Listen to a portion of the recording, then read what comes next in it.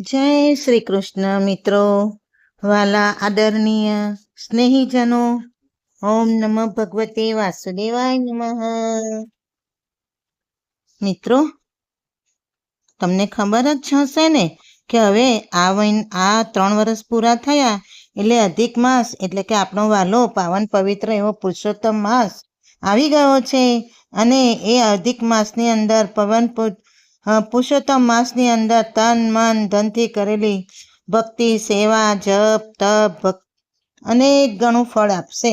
અને આપણે બધા પણ આપણે આ પુરુષોત્તમ માસની અંદર સેવા પૂજા કરી અને લાભ મેળવીએ. હિન્દુ પંચાંગની અંદર અત્યંત પવિત્ર મનાતો પુરુષોત્તમ માસ અધિક માસ વર્ષ 2026માં જેઠ મહિનામાં આવ્યો.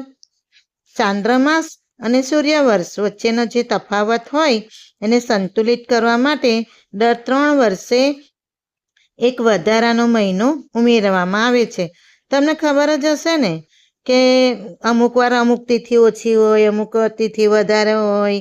આજે દસમ એક છે તો કાલે દસમનો ક્ષય થઈને 11 આજે ગણાઈ ગઈ, અથવા તો 2 વાર 11 થઈ ગઈ. આવું બધું થાય ને અમુક વાર. તે બધું જે વધઘટ થાય તે 3 વર્ષે એક આખો મહિનો બને. એને આમ સાદી ભાષામાં વધારાનો મહિનો એટલે કે વધારાનો અધિક માસ કહેવાય. અને આ માસનું કોઈ જ ધણી કે કોઈ એનું માલિક નહોતું, કારણ કે દરેક માસના દરેક ભગવાન હોય છે, દેવી દેવતાઓ. અને આ માસના માટે તો કોઈ બનવા જ તૈયાર નહોતું. એટલે બધા એને હળધૂત કરતા હતા અને એનું અપમાન કરતા હતા, અવહેલના કરતા હતા. એટલે આ અધિક માસ અધિપતિ ભગવાન શ્રી હરિ વિષ્ણુજીને સમર્પિત હોવાથી તેને પાવન પવિત્ર એવો પુરુષોત્તમ માસ તરીકે ઓળખવામાં આવ્યો. શાસ્ત્રોમાં આ સમયગાળાને ભક્તિ, પ્રાયશ્ચિત, પુણ્ય, દાન, જપ તપ માટે સર્વોત્તમ માનવામાં આવ્યો છે. આ વર્ષ 2026માં જેઠ મહિનો અધિક પુરુષોત્તમ માસનો જેઠમાંથી જે પહેલો જેઠ છે ને એને જ આપણે પુરુષોત્તમ મહિનો ગણવાનો છે. વળી આ 17 મે 2026થી શરૂ થશે અને 15 જૂને 2026 પૂરો થશે. એટલે પૂર્ણ થશે. જેઠ માસ મૂળભૂત રીતે સૂર્યનારાયણ ભગવાનની ઉપાસના માટે ઉત્તમ ગણાય. એમાં પણ અધિક માસ આવવાથી તેનું પુણ્યફળ પણ 1 ગણું વધી જાય છે. એટલે જ્યારે તમારે 6 મહિના જે ધર્મરાજાનું વ્રતની વાર્તા કરવાની હોય ને, એવી જ રીતના સૂર્યનારાયણ ભગવાનની પણ 6 મહિના સુધી વાર્તા કરવાની. એને ઉપવાસ એકટાણા કરવા હોય તો કરી શકાય. નકર રોજ સવારે દીવો પ્રગટાવી અને વાર્તા વાંચી અને ભગવાનને જે ધરાવવાનું હોય પ્રસાદ તમારે મન મુજબ તે તમે ધરાવીને વાર્તા કરી શકો. અને પછી જ મોઢામાં અન્ન જળ મુકાય. તો આ અધિક માસની અંદર તમે એક જ મહિનાની અંદર જે ધર્મરાજાનું અને સૂર્યનારાયણ ભગવાનનું 6 મહિનાની વાર્તા હોય ને એ તમે આ 1 મહિનાની અંદર કરો ને રોજ, તો પણ તમને 6 મહિના જેટલું પુણ્ય મળે.